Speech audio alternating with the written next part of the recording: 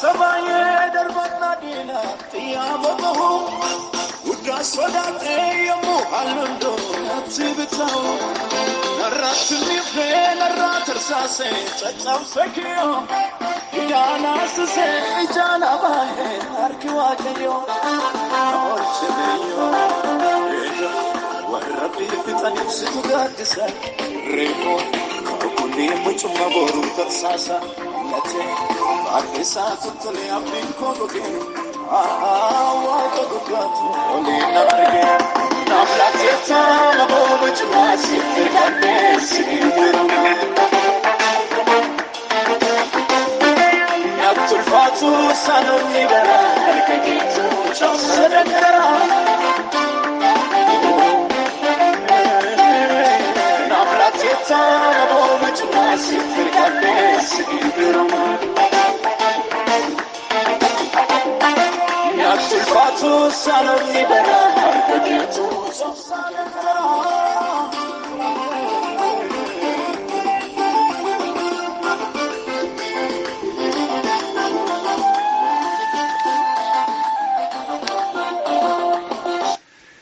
Nagaaf ayyaanni gooftaa keenyaa inni dhumaaf daarii hin qabne hunda keessaniif haa ta'u. Waldaa Maraanaataa Yesuus keessatti kan argamtan ijoolleen Waaqayyoo gaggeessitoonni sabnis tajaajiltoonni hundumtuu kam jirtu fayyaa keessanii nagaa Waaqayyoodha.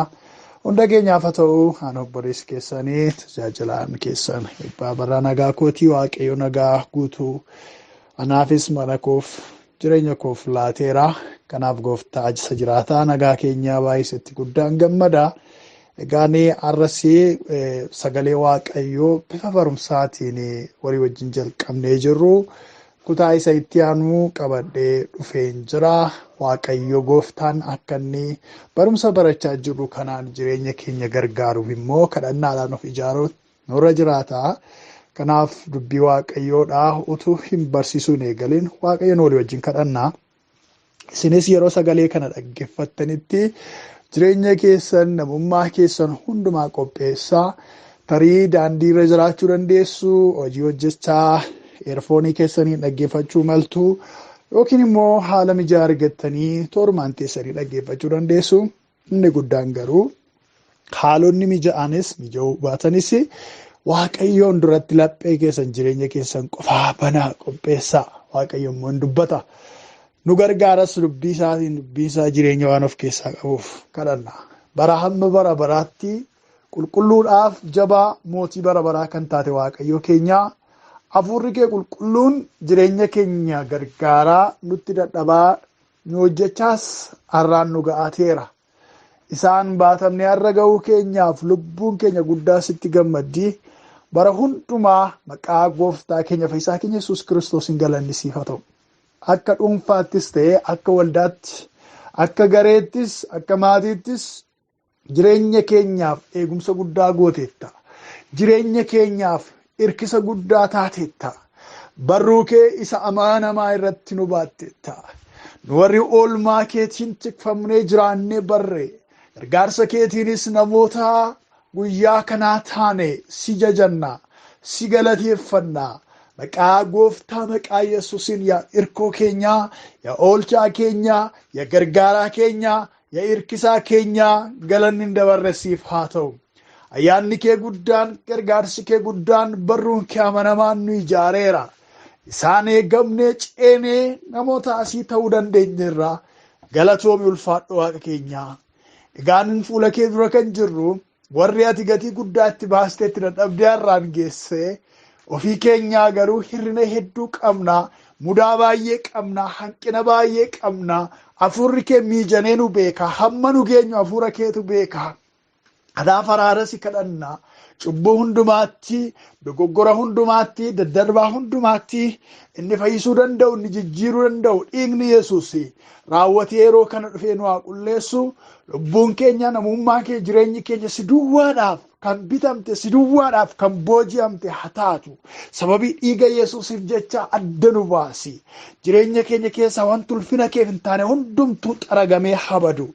Abbaa gaarii inni taate Waaqayyoon keenya kottuu arras barbaannaa Waaqa banamaa nuu kennuudhaani irree keessa gaariidhaan nu hojjechuudhaan nu tajaajile. Ijoolleen kee Waaqayyo irraa kan baratan in ta'u, nagaan ilmaan keetis in baay'ataa jedhamee dubbii keessa jiraataa keessatti barreeffamee jira. Sirraa barannaa hafuura kee qulqulluudhaan kottu nu barsiisi.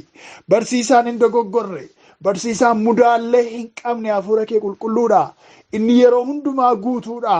Namni dadhabee hin dogoggoraa, hin dagataa, hin irraanfata, irraa kaata. Ati garuu yeroo hundumaa Waaqayyo waan taateef hafuura Waaqayyo kottu nu barsiisi.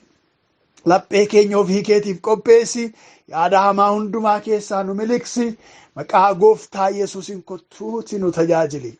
Ulfina kee ulfina Waaqayyoo kan hin jaallanne, ijoolleen Waaqayyo yaada kee, yaada isa jiraataa keessaatii mucucaatanii akka ba'aniif kiyyoo kan itti kiyyeessu sababa garaagaraa uumuudhaan qulqulloonni gara duubaatti malee gara fuulduraatti akka hin deemneef kan hojjetu diiyaabiloos ergamaan badiisaa sun maqaa Gooftaa, maqaa Yesuusiitiin ittiin hin morminaa. Jireenya tokko tokko keenyaarraa kan calaafame haa ta'u. Waaqayyo lolaadhaa, maqaan isaas Waaqayyoodha jedhamee isa qulqulluu dubbii Waaqayyoo keessatti barreeffamee jira. Maqaa Waaqayyo isa Waaqaaf lafa uumeetiin diinonni keenya kan ifataman ta'an. Seexanaan mormaa innis isin dhiisee hin baqataa, Waaqayyootti immoo dhiyaadhaa innis isinitti dhiyaataa jedhamee caafamee jira. Maqaa Gooftaa Yesuusiin ittiin hin morminaa. Amajaajiin keenya nurraa kan fagaate haa ta'u. Gooftaa harki kee nurratti ta'u, sabarannu dubbii kee kanaan jireenya tokko tokko keenya hojjedhu. Dubbiin kee warra isa dhaga'anii ittiin gargaaraman nuuf haa ta'u. Kanammoo waan gooteef ulfaadhu. Kabajamaaf jaallatamaa mucaa kee Gooftaa keenya Fayyisaa keenya Yesuus Kiristoosiif jedhii. Ameen. Mata duree kutaawwan darban lamaan keessatti walii wajjin ilaalle maal of irratti moosiftaa kan jedhu ture. Gaaffiidha mata dureen keenya. Achi jalatti maaltu mootummoota namarratti mo'uudhaaf jiran gurguddoo lamaan ilaallee ture. Mootummaa ifaatiif mootummaa dukkanaa akka ta'an ilaalle. Mootummaa Waaqayyoo jalaa warri jiraatanii, warri Gooftaan isaan irratti mo'ee mootii isaaniif ta'ee maal akka isaan argachuuf jiranii, maaltu akka isaaniif ta'uu qabxiilee 4 ilaalleerra. Har'ammoo isa 5ffaa ilaalla. Qabxii 5ffaan kutaa 3ffaa kana keessatti ilaallu namni Gooftaa of irratti moosisu, namni mootummaa Waaqayyoo jala jiraatu wanti inni argatu inni 5ffaa baay'ee murteessaa ta'ee birmaduu ba'a, bilisa ba'a, birmadummaa argataa, birmadummaa argatti jechuudha. Sababiin isaa namni yeroo gooftummaa Yesuus Kiristoosiin jala hin jiraannetti isa fuulduraa waan biraatu isa irratti mo'ee ture yookiis jiraata. Utuu Gooftaa Yesuus Kiristoosiin of irratti mootii hin godhatiniin mootummaa kan biraa jala jiraata namni hundumtuu. Uumama isaarraa kaasee, dhaloota isaarraa kaasee namni Yesuus Kiristoosiitti harka isaa, jireenya isaa hin laanne kan inni jalatti bitamee jiru mootummaa isa kan biraa sanadha. Mootummaa dukkanaa sanadha. Mootummaa du'aa sanadha. Aangoo cubbuuf aangoo seexanaa jala jiraata. Garuu gaafa Gooftaa Yesuus Kiristoosiin of irratti moosisee irraa kaasee ati Gooftaa kooti, ati Waaqa kooti, seexanaa biyya lafaa foon hojii isaas ganeera gaafa jedhu kaasee kan inni argatu mootii kan biraadha, Gooftaa kan biraadha. Gaafa sana gaa birmadummaa argata jechuudha. Mootummaa duraan isa konoleeffatee, isa mo'ee, aboosaa jala isa galchatee gara barbaadetti isa oofaa ture. Mootummaa dukkanaa sana jalaa, mootummaa du'aa sana jalaa bilisa ba'a jechuudha. Yeroo dhalli namaa karaa Addaamiif maatii isaatiin gara Waaqayyoon irraati adda ba'ee cubbuu hojjechuudhaan yaada Waaqayyoo keessaa kufee kaasee mootummaan dukkanaa sun biyya lafaa irratti mo'ee ture. Mo'ees jira. Aangoon isaa hojjechuudhaaf dadhabaa yoo ta'e illee ammallee hamma gooftaan Iyesuus deebi'ee dhufutti mootummaan dadhabaaf kufaan sun akka mormitu mootummaa ifaa ta'etti itti fufee jira. Namni kamiyyuu yeroo dhalatu mootummaa dukkanaa sana jalatti booji'amee dhalata. Yeroo Yesuus Kiristoosiif kennamu jireenya isaa yeroo Yesuusiif laatu irraa kaasee garuu namni kamiyyuu bilisummaa argata jechuudha. Egaa namni Yesuus Kiristoosiin ala faallaa Yesuus Kiristoosiin yeroo ta'u du'aaf biyya lafaatiif cubbuudhaaf kaadhimamee garbicha ta'ee waan tureef karaa Yesuus Kiristoosiin birmadummaan isaa labsamaaf jechuudha. Isa lammaffaa Qorontos boqonnaa 3:17 kana jedha. Egaa inni goofticha jedhame kun hafuura qulqulluudha. Iddoo hafuurri gooftichaa jiru immoo birmadummaatu jira. Ameen. Galanni Waaqayyoo keenyaaf haa ta'u. Iddoo hafuurri gooftichaa jiru immoo birmadummaatu jira jedha. Iddoo kanarratti dubbii Waaqayyoodha. Namni yeroo mootummaa Waaqayyoo jala jiraatu to'annoo hafuura qulqulluu jala gala. Akkaataan yaaduu nama sanaa, akkaataan murteessuu nama sanaa, ba'uuf galuun nama mootummaa Kiristoosiin jala jiraatu hooggansa hafuura qulqulluu jala gala. Liidarshiippii hafuura qulqulluu jala gala. Gaayidaansii hafuura qulqulluu jala gala. Hafuurri qulqulluun yeroo namni sun waan gaarii hojjetu jabaadhu sirrii jirta Waaqayyo si wajjin jira jedhee dhugaa baaf. Gaafa namni immoo dhaqee yaada Waaqayyoo keessa ala ba'ee yaada seexanaaf cubbuu keessatti argamu immoo hafuurri qulqulluun ati sirrii miti, yaadni kee sirrii miti, wanti ati goote sirrii miti jedheetu isa ceephaa qalbii diddiirrannaatti isa harkisaa jechuudha. Kanaaf namni mucaa Waaqayyoo ta'ee liidarshiippii hafuura qulqulluu jala jira, to'annaa hafuura qulqulluu jala jira, hooggansa hafuura qulqulluu jala galaa jechuudha. Garuu egaa wanti gaariin kutaa kana keessatti dubbifanne iddoo hafuurri qulqulluun jiru maaltu jira jedhaa? Birmadummaatu jira jedha. Bilisummaa jira jedha. Furmaataa walaba ba'uutu jira jedha. Wanti kan biraan nama hoogganuu danda'u hafuura qulqulluu jalatti. Hafuurri qulqulluun kophaa isaa gooftaa mootii waan ta'eef faallaa Waaqayyoo kan ta'e, faallaa hafuura qulqulluu kan ta'e dhufee jireenya namaa kontirool gochuu hin danda'u. Jireenya namaa hoogganuu hin danda'u. Utuu isin hafuura qulqulluudhaaf jireenya keessan laattanii jirtanii seexanni dhufee isin hooggana jechuu hin danda'u.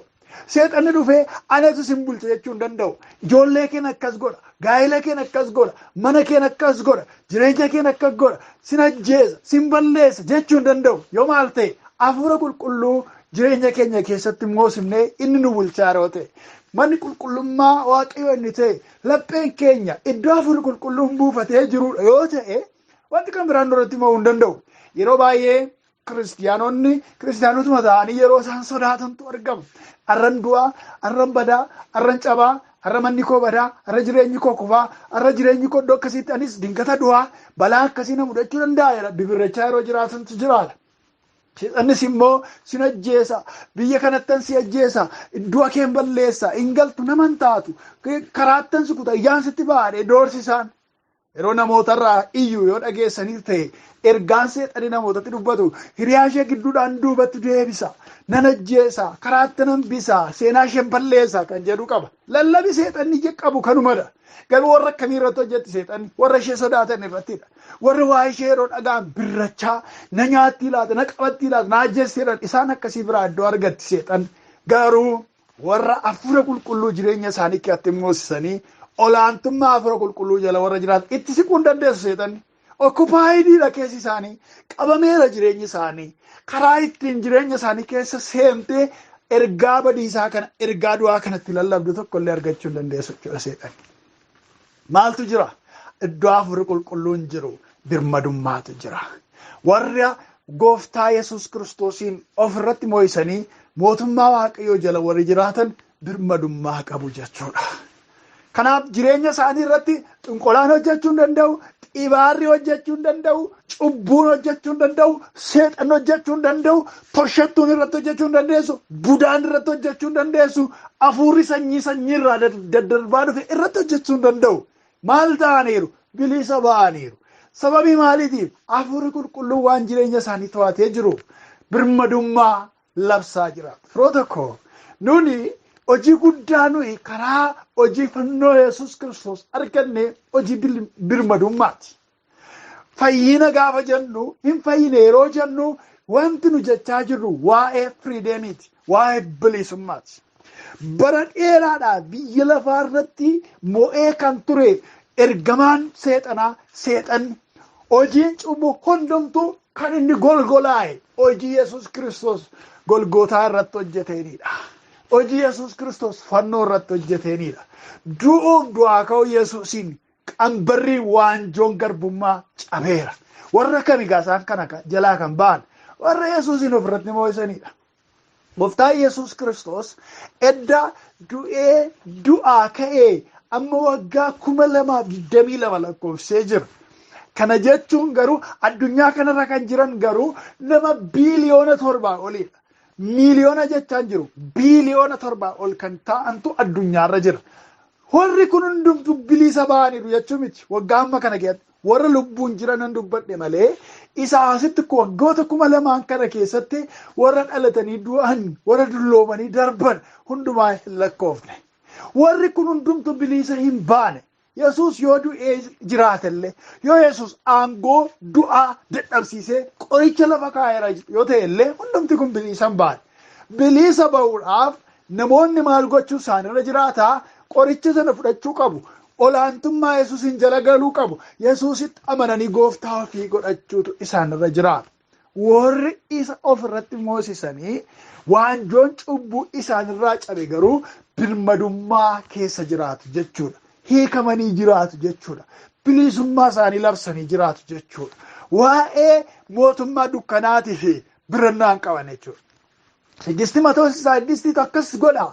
Illuminaatii akkas godha. Sekireessoo Saayitii akkas godha. Hafuura bara dhumaa akkas godha jedhanii seexanatti maqaa meeqa lakkaa'anii birrachaan jiraatan. Waan nyaatanii, waan uffatan akkaataatti ba'anii galan irratti seexana bibirrachaa nannaa hin jiraatan. Warri kam? Warri Yesuus Kiristoosiin bilisa ba'an hafuura qulqulluu isaan hoogganaa seexana irratti aboo qabu faana isaanii jalatti tumameera malee isaaniin qixxee dhaabbatee irratti hojjechuu hin danda'u. Hafuurichi jiraachuu danda'a, dhufuu danda'a, siin loluu danda'a, garuu sababii mucaa waaqayyoo taateef sirratti aboo hin qabu. Gururi'uu danda'a, akka leenca beelee naannoo kee deemee lafa haadhuu danda'a, garuu sirratti hojjechuudhaaf aboo tokkoyyuu hin qabu. Ilmi waaqayyoo Yesuus bara baraan gooftaadha. Kanaaf egaa Yesuus Kiristoos yaafa isa gooftaa ofirratti godhannu birmadummaa nuu kennee birmadummaa kana keessa jiraanna jechuudha. Birmadummaa kana immoo eeggachuu qabna. Yesuus Kiristoos birmadummaa nu baasee deebinee waanjoo cubbuu jalatti garbummaa jalatti akka nu deebinuuf hin barbaadu. Hin eeyyamus. Bilisummaa keenya keessa jiraachuutu nurra jiraata. Isa Waaqayyo nuuf kenne keessa jechuudha. Yesuus namoota wanta darbuuf jedhanii gooftaa isa ofirratti gochuu barbaadaniin tole jedhee gooftaa ta'ee isaaniin hoogganu. Maalan jedhee? Waan darbuuf, waan irraatiif, waan nyaatamtuuf, waan uffataniif, waan keessa jiraataniif, biyya lafaa kana irratti waan qabeenya jedhamee lakkaa'amuuf, gammachuu har'aatiif jedhanii namoota isa ofirratti moosisuu barbaadan mootii koo ta'e ittiin jedhaniif tole jedhee isaan irratti hin mo'u, hin dida. Anis hin bulchuudha namoota akkasiitiin. Hin kennuuf carraa akkasii. Seenaan kun macaa qulqulluu keessatti barreeffamee jira. Inni dubbadhe kun.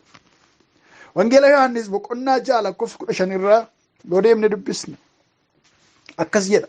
Yesuus namoonni kun dhufanii humnaan isa qabanii mootii isa gochuudhaaf abbaluutti akka jiran hubatee qophaa isaa ammas gara gaaraatti jalaa sokkeera. Maal jedhaa? Namoota isa duukaa yaa'utu jira kumaatamaan. Sababiin immoo miraakelee gurguddaa hojjetuuf. Miraakelee inni hojjete keessaa tokko qurxummii ija 2, buddeen ija 5, namoota 5,000 isaa olitti herregamaniif nyaata godhee dhiyeessa.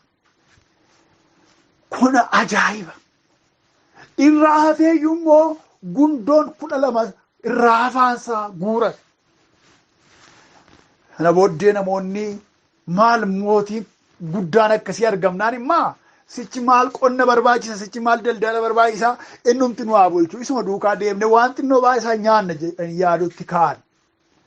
Wangeelaa Yohaannis boqonnaa 5-6 kana keessatti tuuta hedduutu isa duukaa ture. Duukaa yaa'u isaanii duwwaa miti. Qabneetu humnumaan isa qabnee mootii keenya goona jedhanii ajandaa baasan. Abbaluutti akka jiran hubatee inni jedhu kun abbaluu jechi jedhu yaalii geggeessaa akka isaan jiran, yaalii karoora kanaa baafatanii itti deemaa akka isaan jiran jechuudha. Kana yaadanni abbaluu isaanii argeetu humnumaan qabanii sidha mootiin keenya jedhanii mirkaneeffachuuf akka isaan jiran bareetu Yesuus jalaa miliqee qobaasaa gara gaaraatti jalaa sokkeedha. Ummati kun Yesuus Kiristoos du'a nu oolcha, cubbuu isa karaa Addaamiin nutti dhufe nurraa baasa, adda nu baasa jedhanii isa ofirratti moosisuu barbaadutu hin taane waanuma garaan isaanii nyaatee quufeef, waanuma dhuganii gammadaniif mootiin akkasii nu barbaachisa jedhaniitu ofirratti moosisuu barbaadan.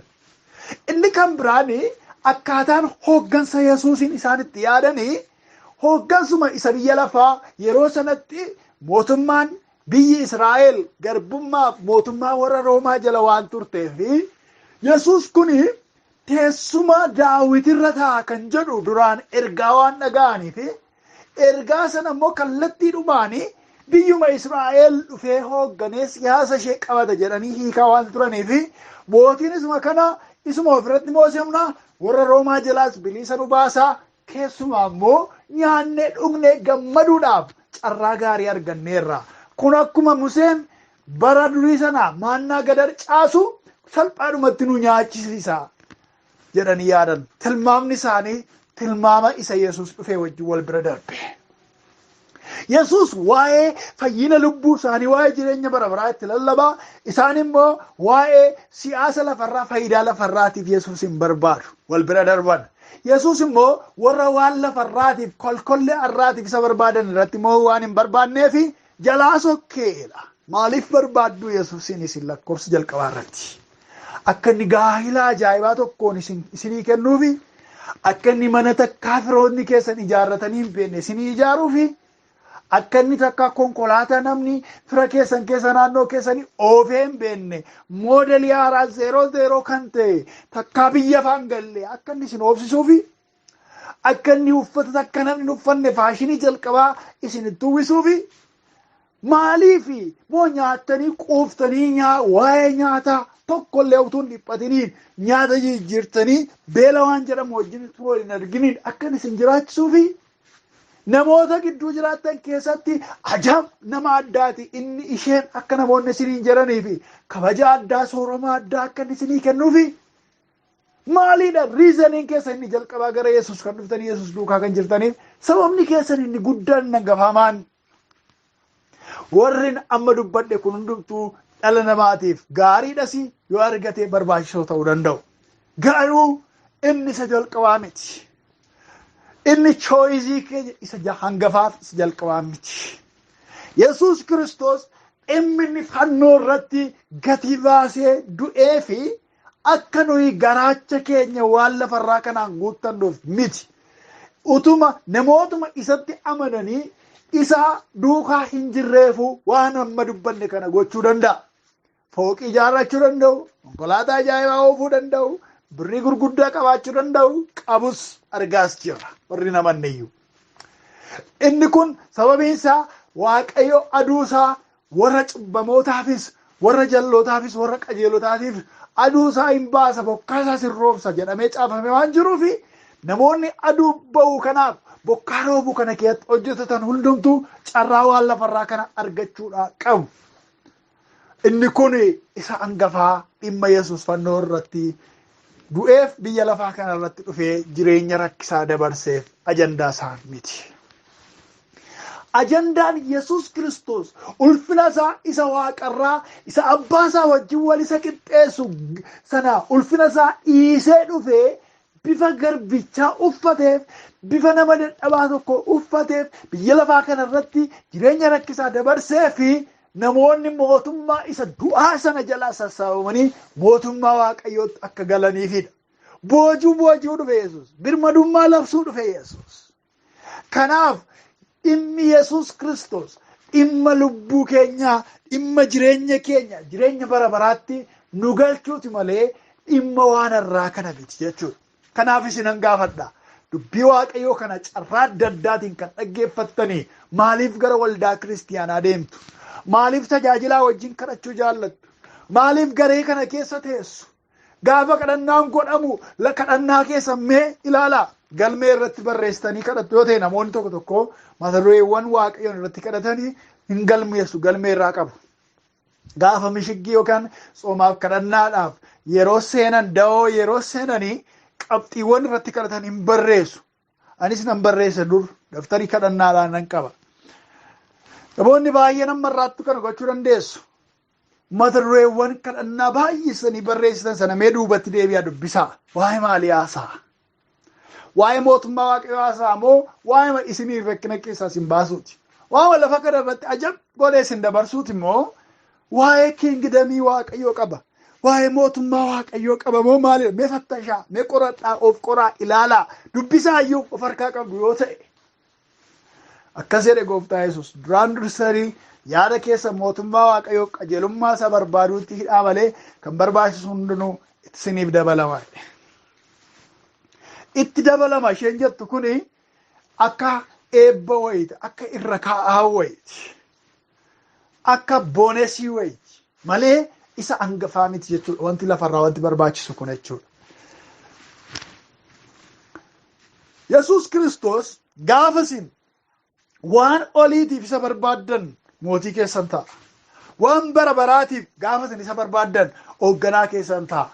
Gaafa isin immoo bakka Yesuus kun waan nama sooramsuuf, waan nama beekamaa nama godhuufan isatti amana jettanii isa barbaaddan garuu tole jedhee hayyamamee isin irratti hin mo'u. Kanaaf ilaalcha keessan sababii mana waaqayyootti deddeebitaniif, sababii Yesuus Kiristoosiin kadhattaniif galagalchaa ilaalaa. Tarii waan rakkina sodaattaniif ilaata, waan du'a sodaattaniif ilaata, waan kufaatii sodaattaniif ilaata, waan hiyyummaa sodaattaniif ilaata. Sun hundumtuu gaafa mucaa waaqayyoo taatan kan kufuudha. Gaafa mucaa waaqayyoo taatan kan isinirraa lafa dha'uudha. Hoggansi kan biraa jalaa kan dhufu sodaan.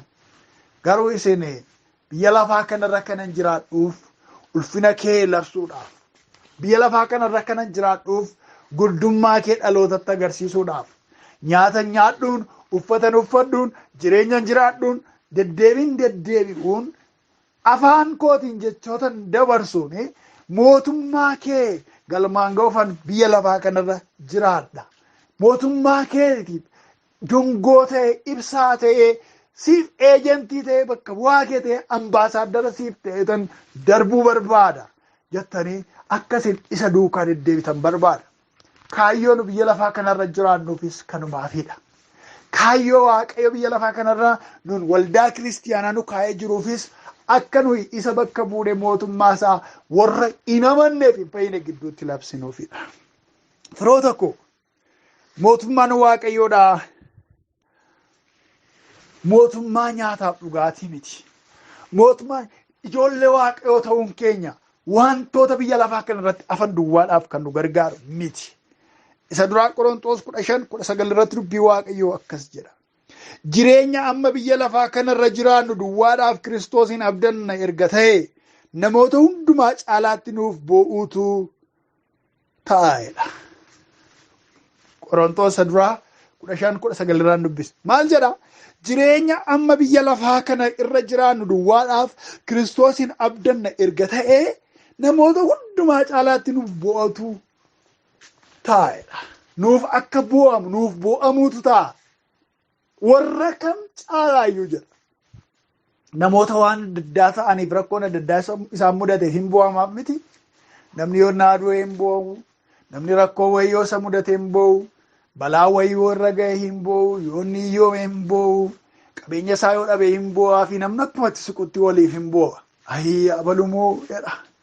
Rakkoon akkasii isaaf hin malu ture.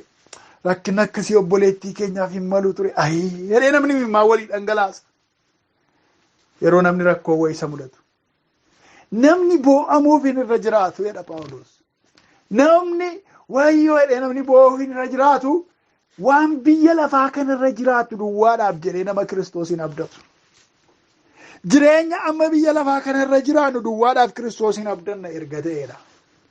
Wanta arra biyya lafaa kanarra jiraannu inni gaa waan baay'ee isaa duraan dubbadheera.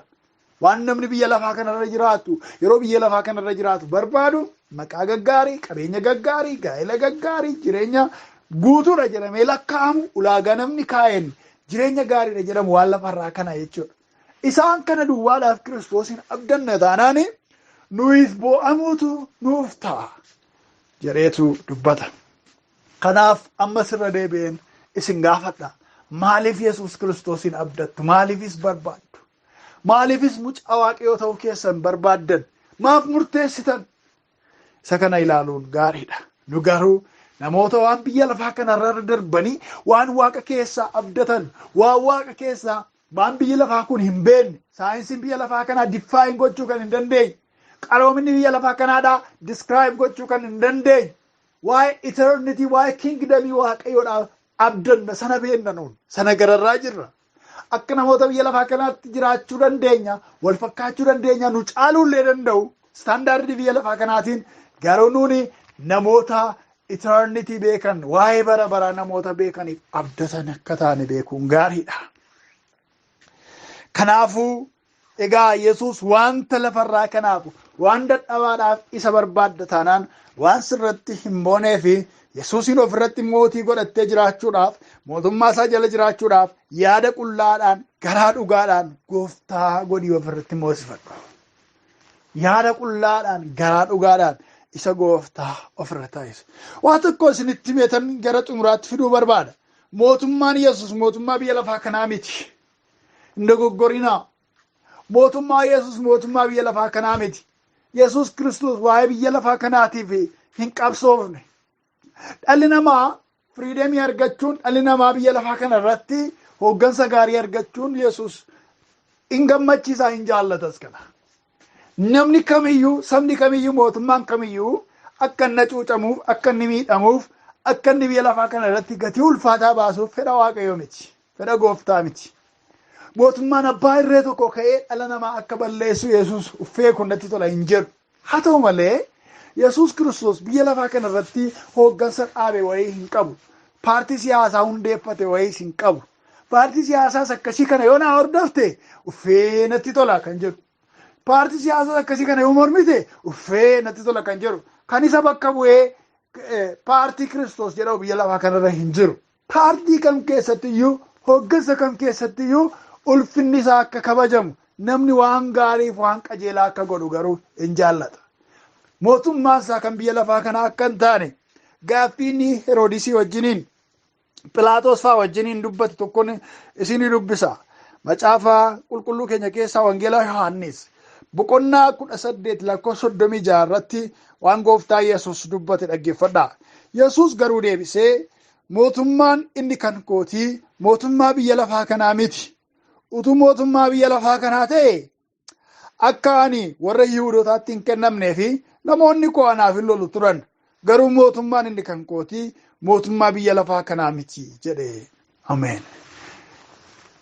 Kana edda qabamee dhiyaate booddee Philaaxoosiin fuulduratti kan inni gaaffiif deebii inni deebiseedha. Yesuus iddoo kanatti.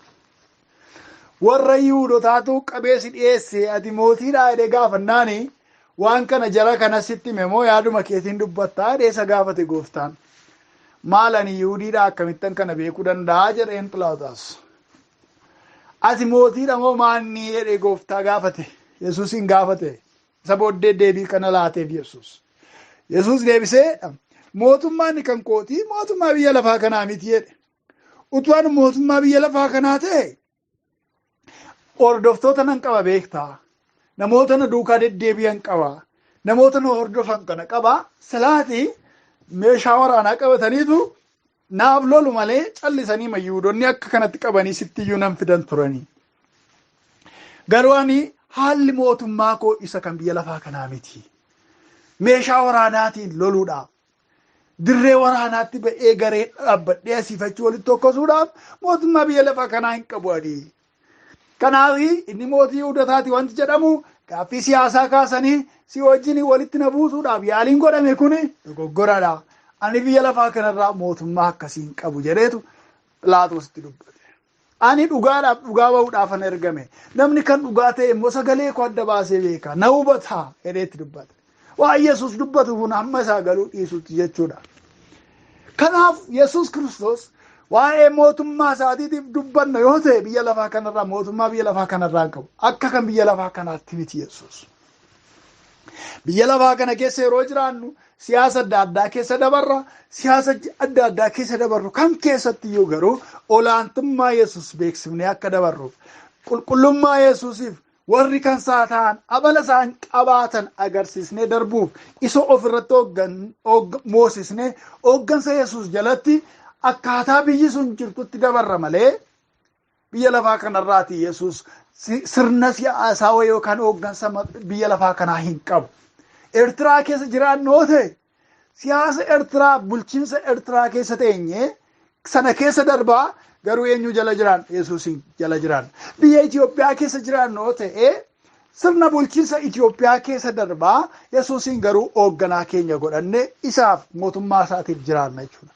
Biyya Ameerikaa jiraannoo ta'e biyya Ameerikaaf sirna bulchiinsa isaanii keessa darbaa hooggansa Yesuus jala jiraanna jechuudha. Pirinsipilii Yesuusin hoogganamne jechuudha. Biyya Arabaa jiraannoo ta'e sirna biyya sanaa keessa darbaa garuu mootummaa kingdamii Yesuus jala jiraanna jechuudha. Addunyaa hafuuraa keessatti jechuudha.